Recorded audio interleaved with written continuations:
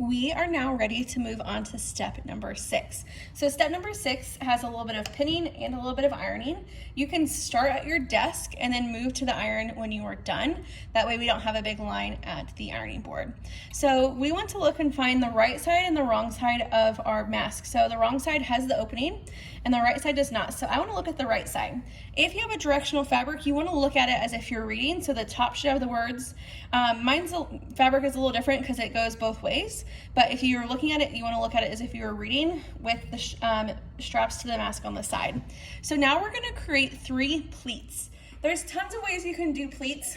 Honestly, I prefer to eyeball my pleats, and I'm going to explain why. This is such a small surface area that it's kind of tricky to measure, and pins get confusing, so for the sake of time and the sake of confusion, we are just going to eyeball our pleats. So what we're going to do is we are going to pinch our fabric between our thumb and our pointer finger, and I use my middle finger as a guide, and I'm going to fold it down. Okay, we're gonna do that 3 separate times, and sometimes honestly it takes trial and error. So I'm gonna try it and see, and then if I don't like the way it looks, I can always move it. So once you get your first pleat, you're gonna go ahead and pin it on the top, or on like the left side and the right side. You wanna make sure that these pleats are even on each side.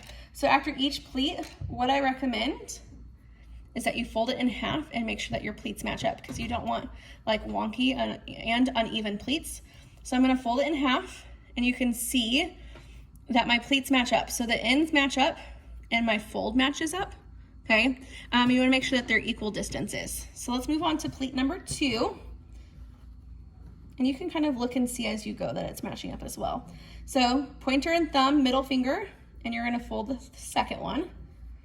So I'm gonna go ahead and pin this one in place. And I spent all summer making masks, so yes, I may make this look kind of easy, but it's gonna kind of give you a hard time. So take your time. We are in no hurry, and we just wanna make sure that our pleats are matching up, because we don't want them to look funky, okay? So after the second one, once again, I'm gonna fold it in half and make sure that my pleats match up, which you can look and see that they do. I know it's kind of hard to see on the screen, but my folds match up here. Now let's move on to our third and final pleat. So I'm gonna go ahead and fold this pleat down. And I can tell just by looking at it that it's not even. So I need to adjust how much I have folded. So let's try this one and see. And sometimes if your fabric, like mine has a very directional print, like if my fabric is not sewn or if it wasn't cut straight, which could potentially happen from the beginning, it's not gonna look even if you look at this, because this is not cut straight. Honestly, it's a possibility I didn't cut it straight, or a lot of time printed fabrics aren't always printed straight. So there's a lot of factors that can go in. So I'm gonna go grab a tape measure, or you can grab a clear plastic ruler, and I'm just gonna measure. So let's lay this on the ironing board and let's look and see. So move this out of the way. My mask is 4 inches. Oops, I'm off the edge. Let me move this over. Have my clear plastic ruler, and I'm gonna measure how wide my mask is, or how, I guess, tall it is. And I want it to be about 4 inches. So this does match up to the 4-inch mark. Let's check the other side. The other side is 4 inches as well. So we wanna make sure that's 4 inches. Your width is never gonna change, but how tall it is will change. And we want that to be 4 inches.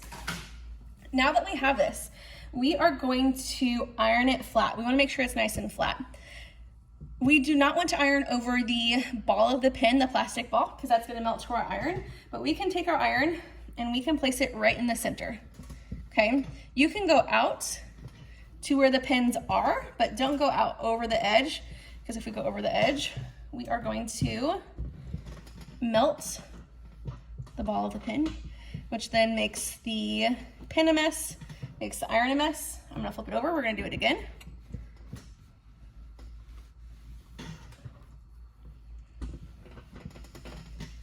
All right, and this is the end of step number 6. Next, I'm gonna meet you back at our sewing machine.